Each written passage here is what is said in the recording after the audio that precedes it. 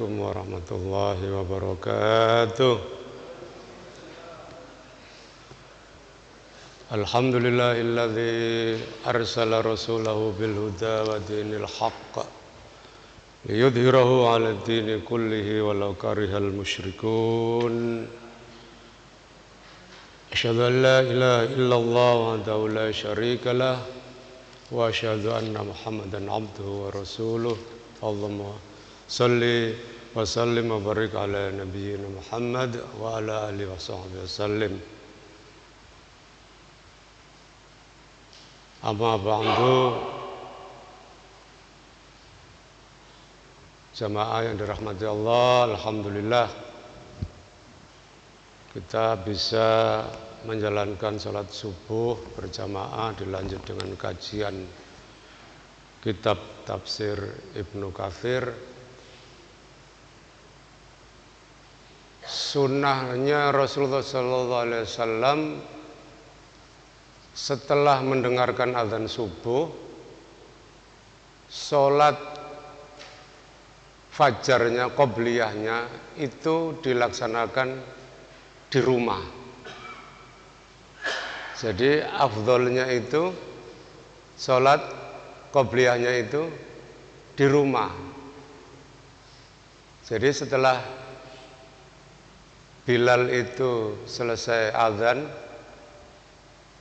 itu kemudian Rasulullah SAW sholat di rumah, kemudian baru berjalan ke masjid. Rumahnya, dalamnya Rasulullah kan dekat dengan masjid, ya mepet. Tetapi setelah Rasulullah masuk di masjid, itu masih sholat lagi. Itu adalah bisa tahiyatul masjid. Itu. Jadi supaya bisa menjalankan sholat qobliyah yang afdol seperti yang dicontohkan Rasulullah SAW, maka takmir kita ini Abah Imam Boyati sama Abah Wisnu memberi waktu tunggu sampai kurang lebih 15 menit. Jadi yang rumahnya masih memungkinkan untuk sholat qobliyah di rumah, monggo dipraktekkan karena ini afdol dan menjadi sunnahnya Rasulullah SAW. Tapi yang paling penting adalah jangan sampai ketinggalan qobliyah subuh 2 rakaat. Rakaatul fajri khairum minad dunya wa ma fiha. 2 rakaat fajar disebutkan begitu. Itu lebih bagus, lebih hebat dari dunia beserta seluruh isinya. Kalau qobliyahnya saja sudah lebih hebat dari dunia dan isinya, apalagi sholat subuhnya. Itu logikanya seperti itu. Kita lanjut kajian kita di halaman 426 ayat 256. A'udzubillahi minasyaitonirrajim.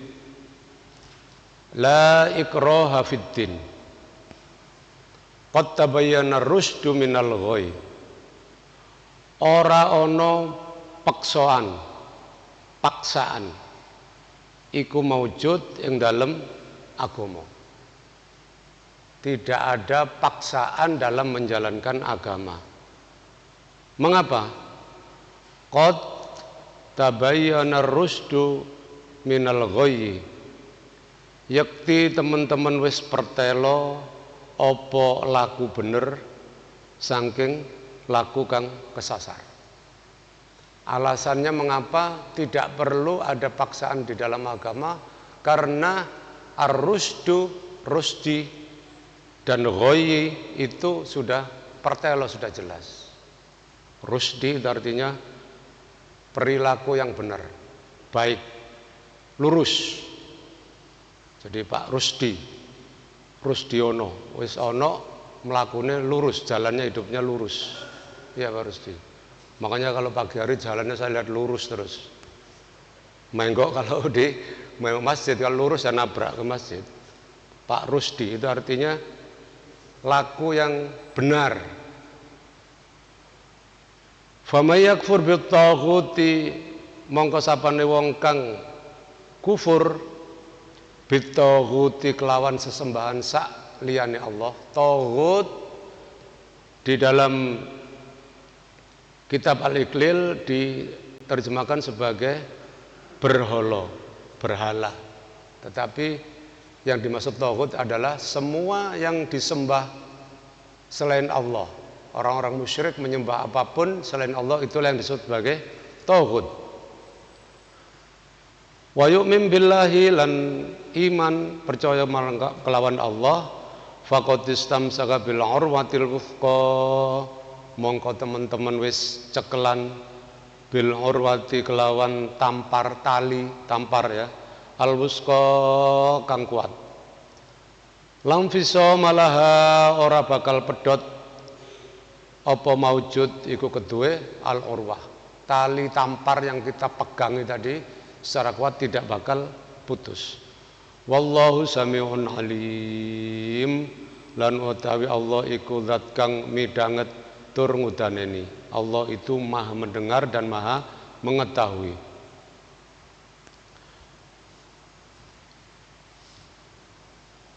Jadi mengapa agama itu tidak perlu ada paksaan tadi sudah jelas.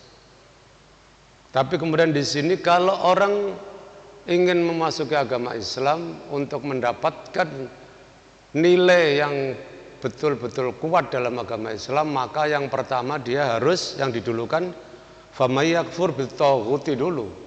Dia harus melepaskan, mengkufuri itu artinya menjaga dirinya, membatasi dirinya dari hal-hal yang disembah selain dari Allah. Sholat, kita bersihkan dulu hati kita. Tujuan kita benar-benar mengosongkan, menghilangkan hal-hal yang selain Allah SWT. Kita melakukan amalan-amalan yang baik, ngaji, amalan-amalan sunnah tadi, berbuat baik kepada orang, berbuat baik kepada kedua orang tua, semuanya kita kosongkan dari tujuan-tujuan tauhid. Itu dulu. Makanya di sini di ayat ini disebut dulu wa may yakfur bitaghuti dulu. Baru setelah itu wa yu'min billah. Jadi kalau ingin mendapatkan istamsaka bil urwatil wuthqa, bisa kita berpegangan pada tali yang sangat kuat, lam fisomalaha yang tidak bakal putus tali itu, maka kita pertama-tama kita mengosongkan, menjaga, membersihkan hati kita dari beribadah kepada tauhid. Dikosongkan dulu, setelah itu kita beriman pada Allah, menjalankan perintah-perintah Allah. Itulah syarat yang ditunjukkan di sini supaya kita bisa istamsaka bil urwatil wuthqa, berpegangan kepada tali yang kuat, yang tidak bakal putus tali itu. Di dalam tafsir Ibnu Katsir di sini dijelaskan sebenarnya apa itu yang disebut sebagai urwatil wuthqa. Tali yang kuat itu apa saja? Yaqulu ta'ala, Allah SWT dawuh la ikraha fiddin, ora ana paksaan ing dalem agama. Ai la takrahu ahadan ala dukhuli fi dinil Islam. Maksudnya yaiku la takrahu, ojo maksa, jangan memaksa ahadan seseorang pun suwijine wong ad-dukhulu fi dinil Islam, yaiku yang dalam mlebu ing agama Islam. Jangan sampai kita memaksa seseorang untuk masuk ke agama Islam. Fa innahu bayyinun wadhihun jalla dalailahu wa barahinahu la yahtaju ila ay yakraha ahadan ala dukhuli fihi. Karena apa? Karena sesungguhnya sudah jelas wa bayyinun wadhihun, sudah jelas, sudah cetha welo-welo dan ditunjukkan dalil-dalilnya, jalan-jalannya, dan keterangan-keterangannya yang tidak membutuhkan orang lain untuk dipaksa. Penjelasannya di dalam tafsir Ibnu Katsir ini. La yahtaju ila ayyakraha ahadun ala dukhuli fihi. Bal man hadahullahu lil Islam wa syarraha sadrahu wa nuran basiratahu dakhala fihi ala bayyinatin. Karena itu siapa yang mendapatkan petunjuk dari Allah lil Islam untuk menjalani agama Islam, kemudian wa syarraha sadrahu, maka dadanya ini dibikin jembar, dibikin lapang. Dan kemudian wa nawwara basiratahu, diberi cahaya oleh Allah dalam pandangannya terhadap matanya. Dakhala fi ala bayyinatin, maka dia masuklah ke dalam satu posisi yang sangat jelas.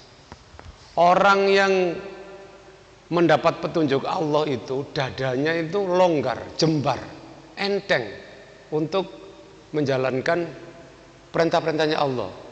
Dibikin jembar oleh Allah. Yasrah sadrul Islam. Satu ayat yang lain, barang siapa yang Allah beri petunjuk untuk menjalani agama Islam, maka dibikinlah dadanya itu lapang sehingga ringan menjalankan perintah-perintah Allah. Dan sebaliknya, barang siapa yang oleh Allah itu dikehendaki untuk tidak menjalankan tuntunannya agama Allah, maka yaj'al sadrahu dhayyqan. Allah yang akan menjadikan dadanya itu rasanya itu sempit. Mau menjalankan agama itu kok abot. Mau ke masjid itu rasanya kok berat langkah kaki. Mau infak itu kok angel, teman. Yaj'al sadrahu dhayyqan. Contohnya apa? Ka'annahu yas'adu ila sama. Dicontohkan oleh Al-Quran, saking seseknya dadanya itu seolah-olah dia itu tidak bisa bernapas, seperti orang yang yas'adu ila sama, naik ke langit.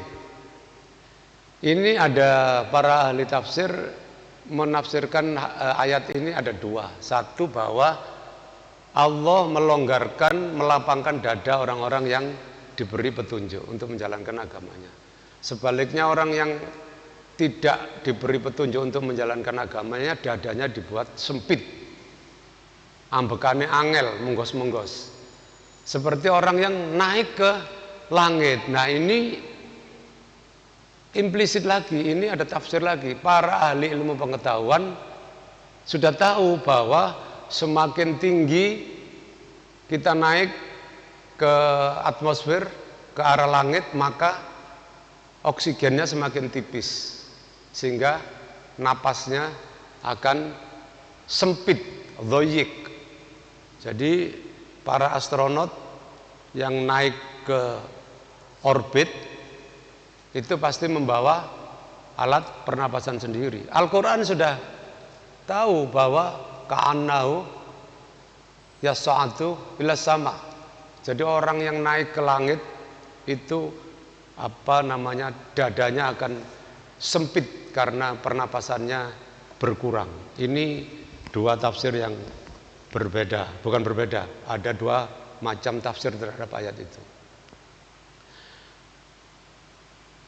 Wa man a'mallahu qalbahu wa khatama ala sam'ihi wa basarihi fa innahu la yufayyiduhu dukhula fid dini makrohan maksuran wa qad dzakaru anna sababan nuzul hadil ayah. Oke ya. Dan sebaliknya sapa wong kang diwutoaken, dibutakan pandangannya oleh Allah dan hatinya, dan ditutup pendengarannya dan pandangannya, maka dia akan tertutup untuk memasuki agama Islam. Jadi tidak perlu ada paksaan, karena agama Islam itu sudah jelas dari yang baik dengan yang buruk, Dan Allah sudah memberi petunjuk pada orang-orang yang dikehendaki, dan sebaliknya orang-orang yang tidak mendapatkan petunjuk maka dia akan berat dalam menjalankan agama. Kita lanjut ke ayat berikutnya.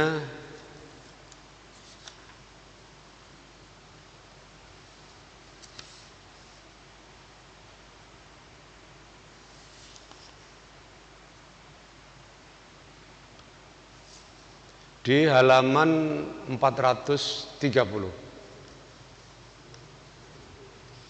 Allahu waliyul ladzina amanu yukhrijuhum minadh dhulumati ilan nur. Utawi Allah iku zat kang nulungi ing wong kang padha iman, yukhrijuhum ngetokake Allah hum maring wong-wong kang iman minadh dhulumati saking peteng ilan nur marang padang. Walladzina kafaru awliya'uhumut taghutu yukhrijunahum minan nuri ilal dhulumat.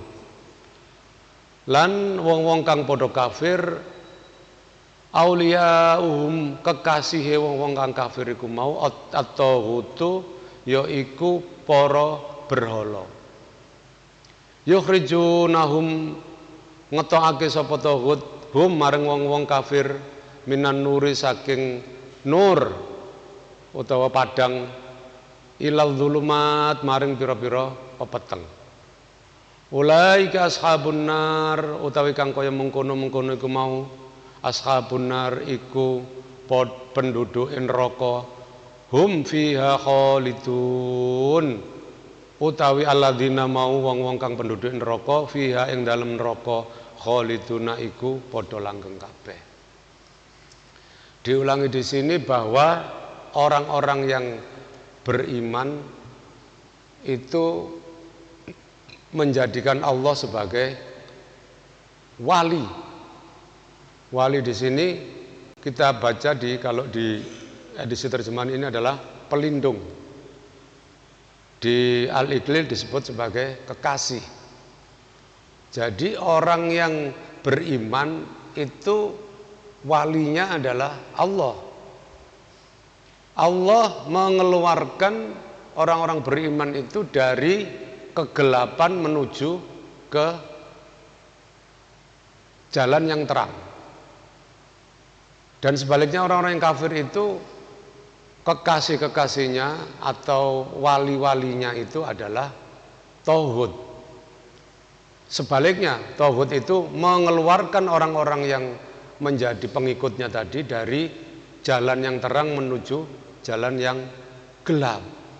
Maka orang-orang yang mengikuti jalan tauhid itu menjadi ashabun nar, menjadi penghuni neraka yang kekal di dalamnya. Di sini disebutkan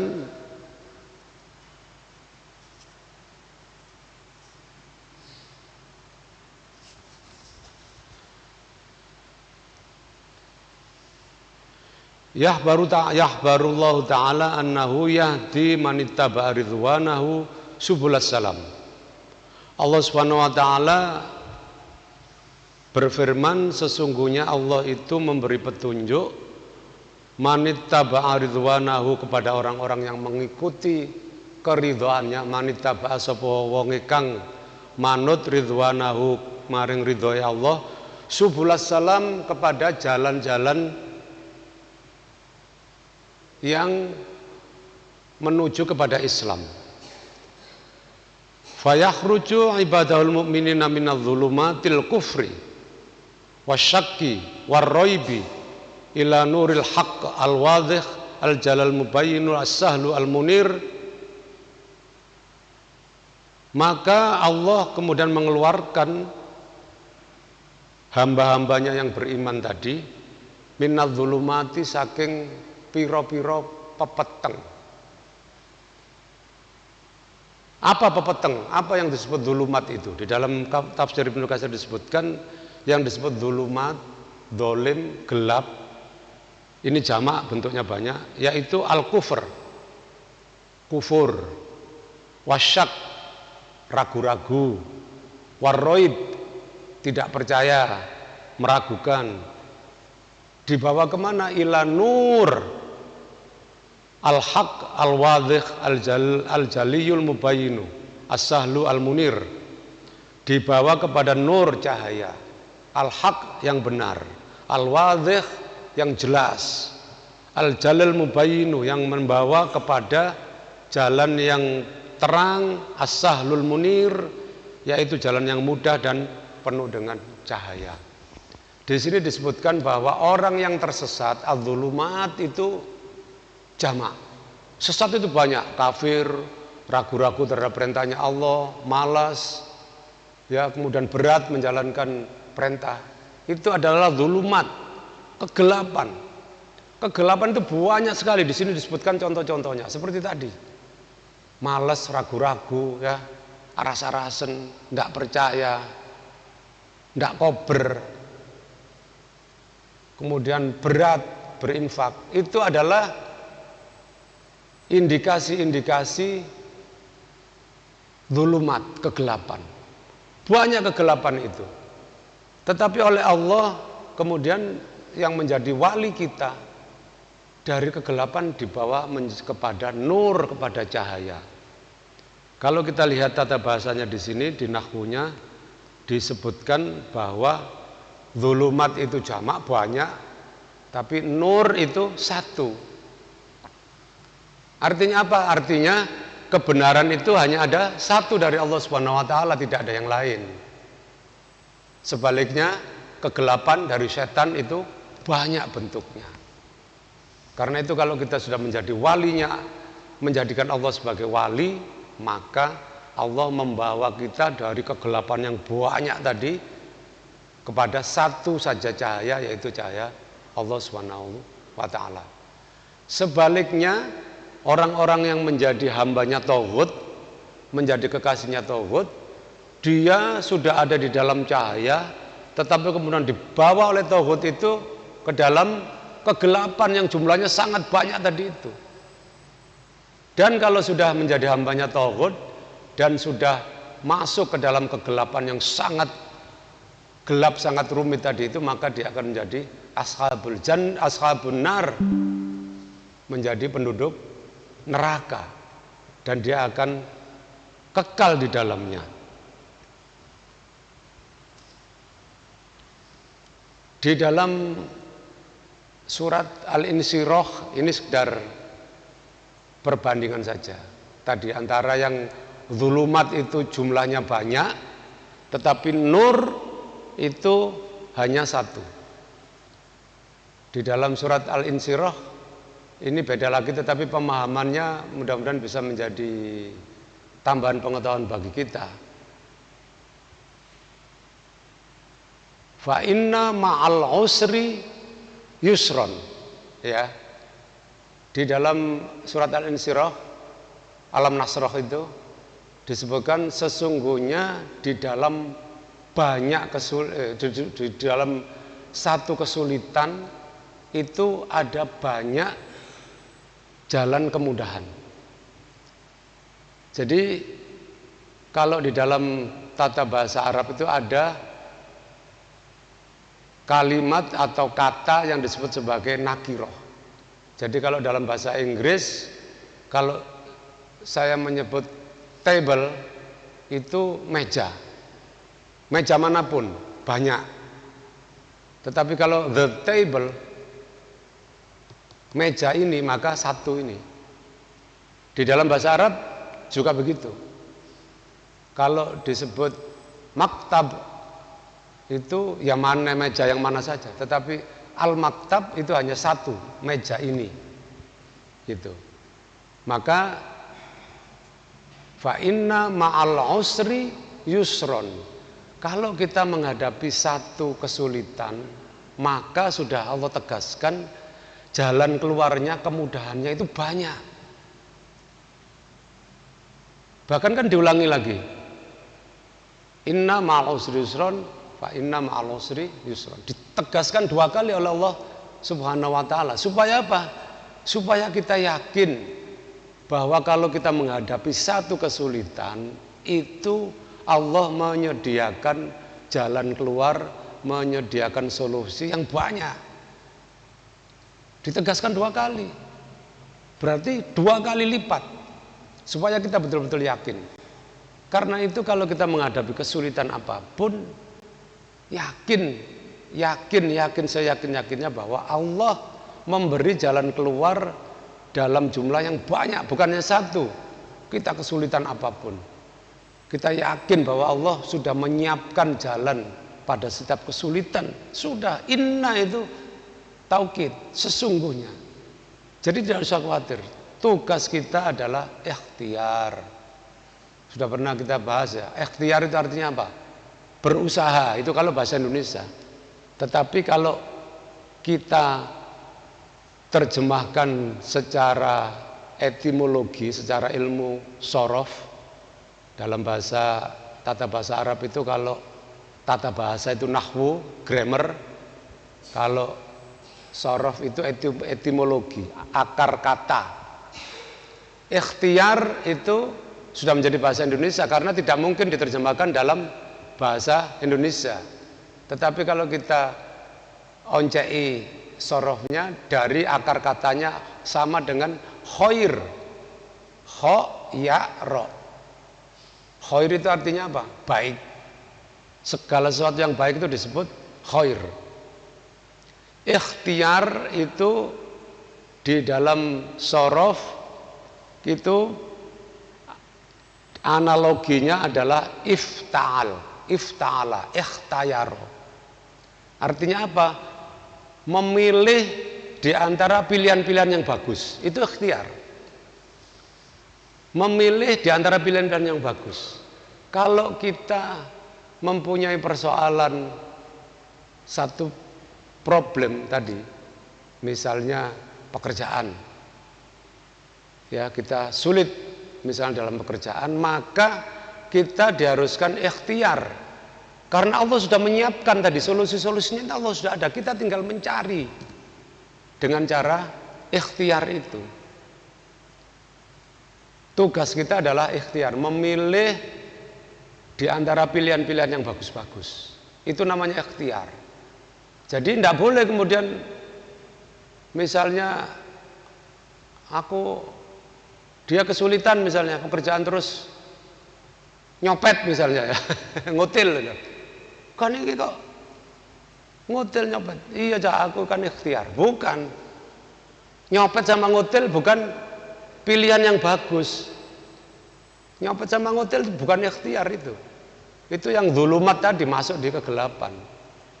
Tapi kalau kita berusaha, kemudian silaturahim, konsultasi sama teman, ketemu, ya, datang, bertanya, mencari kesempatan, itu yang disebut ikhtiar. Karena baik kita datang, ya, silaturahim, menambah rezeki, memperpanjang umur, menyehatkan badan, hadisnya Rasulullah. Itu yang disebut ikhtiar. Belajar, melihat di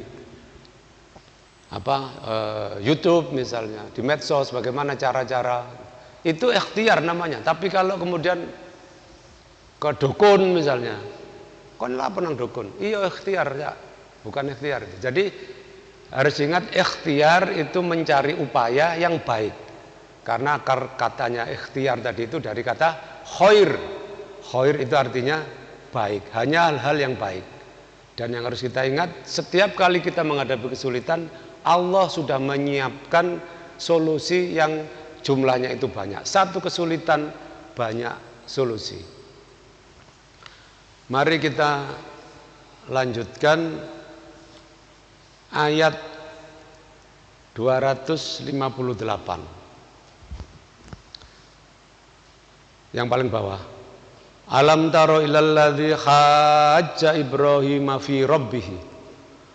Ana ta sira mangerteni marang wong kang haja, berbantahan. Haja di sini disebutkan orang yang berdebat, ya, ana ta weruh sira marang wong kang madoni ing Nabi Ibrahim. Padu ya. Berdebat, bertengkar dengan Nabi Ibrahim. Fi rabbihi ing dalem perkorone pangerane Ibrahim. An atahullahul mulka krana wis maringi Allah ing alladzi sapa Allah ing kerajaan.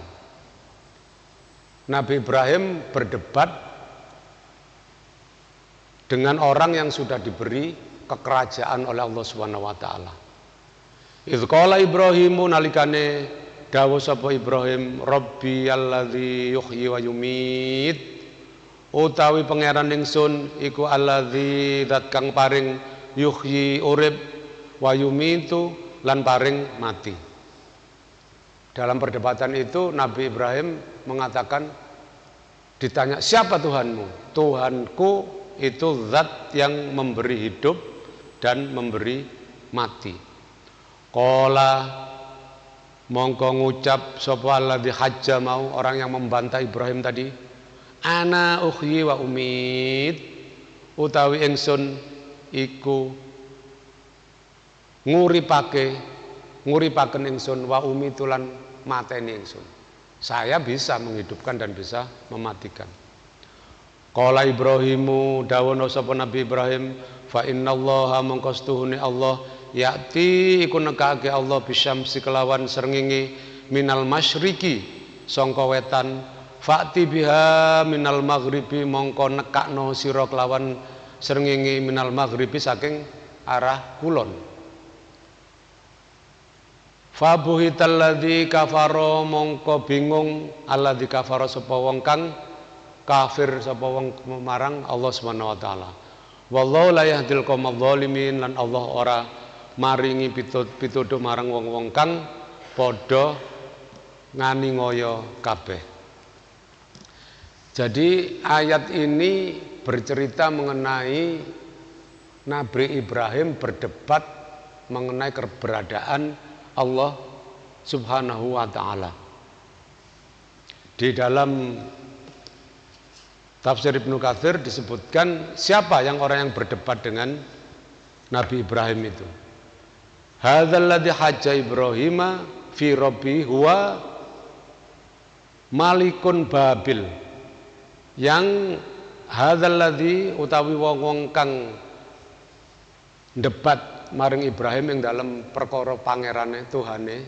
Siapa yang mendebat itu? Itu seorang raja di Babil, Babilonia. Namanya adalah Namrud. Ya kita tahu ya, Raja Namrud bin Kan'an, bin Kaus, bin Sam, bin Nuh. Jadi Namrud ini anaknya Kan'an, anaknya Kaus, anaknya Sam, bin Nuh, anaknya Nuh. Kita lihat nanti apakah ini Nuh itu nabi. Berapa keturunan ini? 1, 2, 3, 4. 4 generasi. Apa 4 generasi? Enggak tahu. Cicit, boyot, apa? Ublek-ublek suwo apa namanya di bahasa Jawa itu.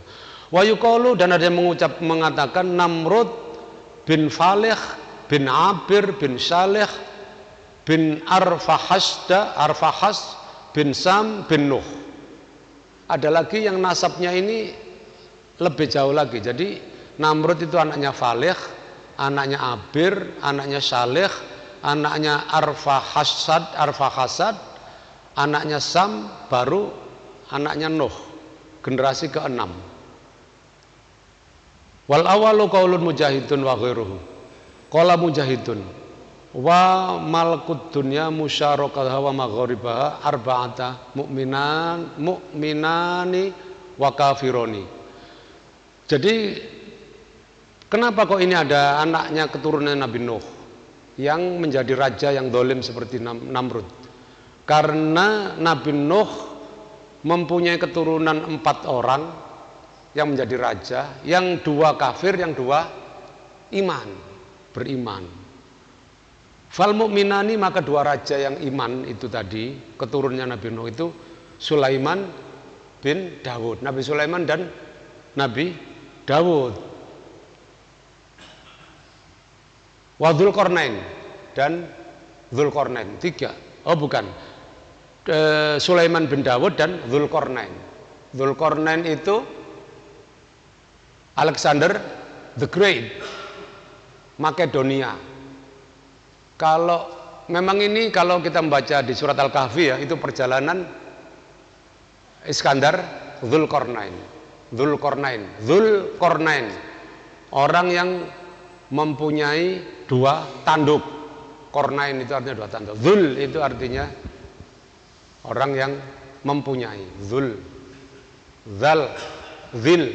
Dzul itu rofa, dzal itu nasab, dzil itu kasro. Dzil itu jadi dzu, dza, dzi. Dzul jalali wal ikram, dzal jalali wal ikram, dzil jalali wal ikram. Dzulkifli ya, disebut juga Zulkifli, pakai Hasan, Zulkifli Hasan, Zulhas ya, nggotong karung beras ya, karepe kaya Sayyidina Umar ya kan. Sayyidina Umar itu nggotong beras malam-malam karena apa? Karena Sayyidina Umar itu keliling di kampung-kampung, tiap tengah malam ada rumah reot, ibu-ibu masak di situ, anaknya ketiduran.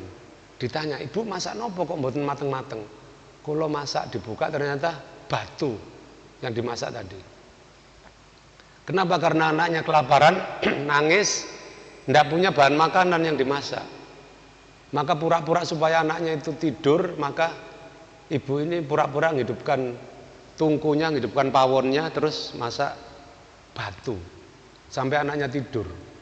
Bangun lagi anaknya nangis lagi karena kok belum matang makanannya. Sayyidina Umar melihat itu, diketuk pintunya, maka ditanya, ibu masak napa niki? Kula masak watu. Napa? Kula mboten ada beras. Kok saged mboten ada beras? Nggih niki presidennya gak beres nih. Napa?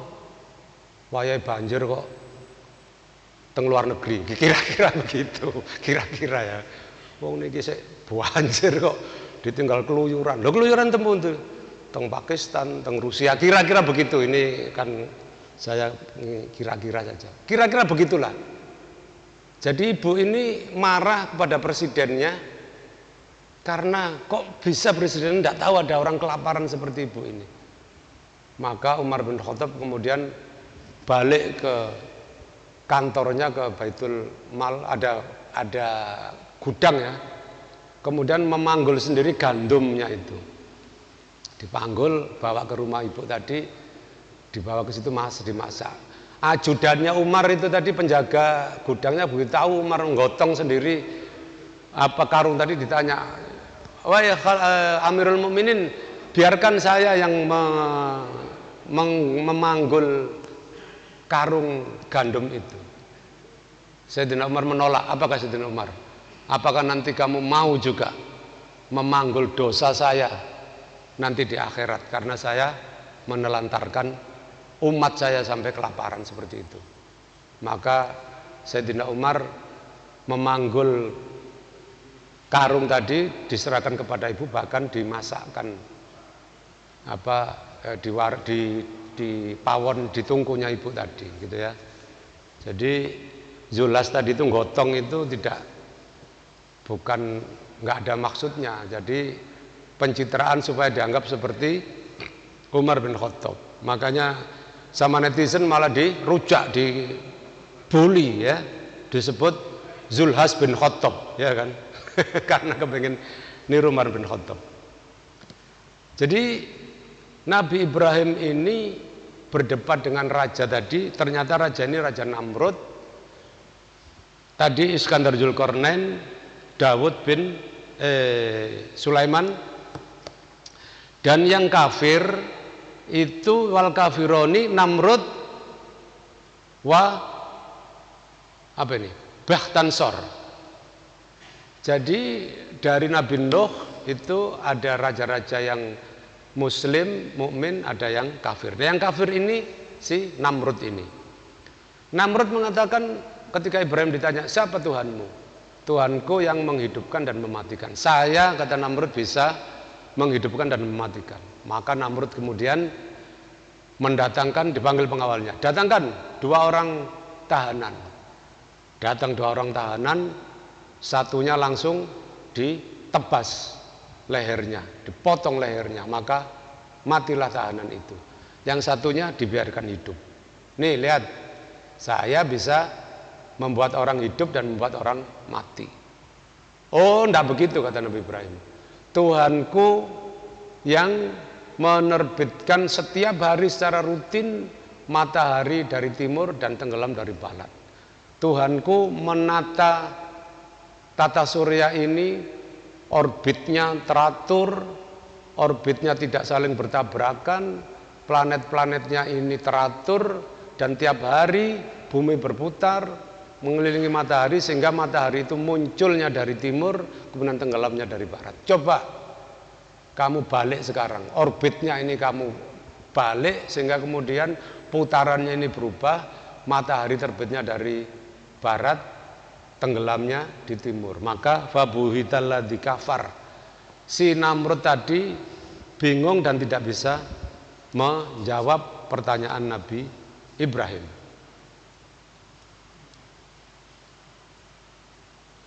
Kita lanjutkan perdebatan ini. Jadi Nabi Ibrahim ini menjadi nabi yang paling rasional. Menemukan Tuhan itu melalui kontemplasi dan observasi. Ya, Nabi Ibrahim malam-malam melihat, siapa sih Tuhan kita ini? Dia melihat bulan, wah ini Tuhan, tapi tenggelam, bukan. Matahari, nah ini Tuhanku ini, lebih besar, lebih terang. Tapi ternyata matahari tenggelam. Maka Nabi Ibrahim mengatakan, saya berlepas diri dari semua yang kalian sembah. Kemudian mengatakan Nabi Ibrahim, wajjahtu wajhiya lilladzi fataras samawati wal ardh hanifan wa ma ana minal musyrikin. Jadi kalau kita di doa iftitah membaca doa itu adalah doa Nabi Ibrahim setelah tadi itu berkontemplasi, berpikir, melek bengi, melihat fenomena alam, siapa kira-kira Tuhan kita ini? Alam yang begitu besar, matahari yang begitu terang, bulan yang begitu indah, bintang gemintang yang sangat banyak. Kok ini kalau siang hilang semua? Matahari yang besar kalau malam kok hilang? Maka Nabi Ibrahim sampai pada satu titik bahwa tidak ada lain Tuhan itu kecuali yang mengatur semua. Maka Nabi Ibrahim kemudian mendeklarasikan wajjahtu wajhiya lilladzi fataras samawati wal ardh. Aku menghadapkan mukaku kepada zat yang mengatur semua perputaran orbit tata surya langit dan bumi ini. Hanifan. Jadi agamanya Nabi Ibrahim agama yang hanif, agama yang sesuai dengan hati nurani, sesuai dengan fitrah manusia. Wa ma ana minal musyrikin, dan aku tidak akan menjadi orang yang musyrik. Tidak ada lagi yang aku sembah selain zat yang mengatur langit dan bumi tadi. Kemudian ditegaskan lagi, inna sholati, sholatku, wa nusuki, dan ibadah hajiku, wa mahyaya, hidupku, wa mamati, dan kematiku, lillahi rabbil alamin. Itu adalah Nabi Ibrahim. Selalu memakai logika dalam berpikir mengenai Tuhan. Maka di sini juga Nabi Ibrahim berdebat dengan Namrud juga dengan menggunakan logika. Jadi tidak hanya sekedar pokoknya Gusti Allah, enggak, tetapi diberi contoh, mematikan, menghidupkan, menerbitkan matahari dari timur, tenggelam di barat, sehingga orang yang membantai Ibrahim itu tidak bisa lagi menjawab. Masih berapa menit? Masih 6. Satu ayat lagi. Kita lanjutkan 432 halaman. Au kalladzi marra ala qaryati wa hiya khawiyatun ala urushiha. Utawa kaya dene kang wong kang lewat ala qaryatin ing atase suwijining desa wa hiya khawiyatun ala urushiha, lan utawi desa iku mau wis ambruk ing atase cagak-cagake. Desa itu sudah ambruk, kena banjir bandang seperti di Aceh Tamiang sana itu ya, Insya Allah itu saya waktu tsunami itu saya lihat ke Aceh, tapi sudah berapa lama. Itu kan air laut itu sampai 3 meter, jadi 4 meter sudah setinggi masjid kita ini kan. Air laut itu. Dan gelombang yang luar biasa. Sehingga sampai sekarang kalau bapak-bapak ke Banda Aceh itu monumennya tsunami itu apa? Kapal kentir temangsang, nyangsang di atas gedung itu loh. Kapal itu nyangsang. Sampai sekarang kan dibangun jadi monumen gitu. Jadi kapal loh Pak. Itu kentir dan nyangsang di atas bangunan gitu. Lah ini kemudian kan hancur itu kan Banda Aceh itu ya. Tapi masjid ya, Masya Allah ini luar biasa ya. Banyak kan masjid itu yang masih utuh berdiri ya. Masjid Baitur Rahman, Masjid Agung Banda Aceh itu yang besar itu kan utuh itu. Tidak tersentuh, jadi air itu lewat itu. Orang-orang yang berusaha rasional, oh iya masjid itu kan bangunannya kokoh. Ya tapi sekokoh apa wong kapal itu kentir kena kok. Itu air di masjid itu kan bisa waktu tsunami itu kan bisa kayak minggir gitu loh. Dan masjid itu enggak ini sama sekali kayak enggak tersentuh gitu. Sekarang kan banyak ya pondok pesantren apa itu yang gelondongan kayunya, Masya Allah kayak gitu. Tapi masjid sama pesantrennya itu masih berdiri gitu loh. Nah ini ada orang yang lewat tempat seperti itu. Ya, sekarang yang meninggal 900 lebih, yang hilang 600 belum ketemu. 1.500 orang meninggal. Masya Allah. Kalau saya ya mestinya ini ya harus jadi bencana nasional ya. Artinya bencana nasional itu apa? Uangnya itu dari uang APBN dibantu. Ini presiden kita tidak mau mengumumkan ini sebagai bencana nasional, bahkan bantuan luar negeri juga dianggap tidak perlu. Tapi ini dahsyatnya seperti itu. Jadi wajar kalau kemudian cerita ini ada orang yang mengatakan anna yuhyi hadhillahu ba'da mautiha, kepiye Allah bakal nguripake ing iki kabeh sakwise mati nih. Bagaimana caranya? Hancur kayak begini ini kok terus Allah nanti di hari kiamat itu bisa menghidupkan orang-orang yang 1.500 yang hilang dan tenggelam tadi itu. Gimana caranya?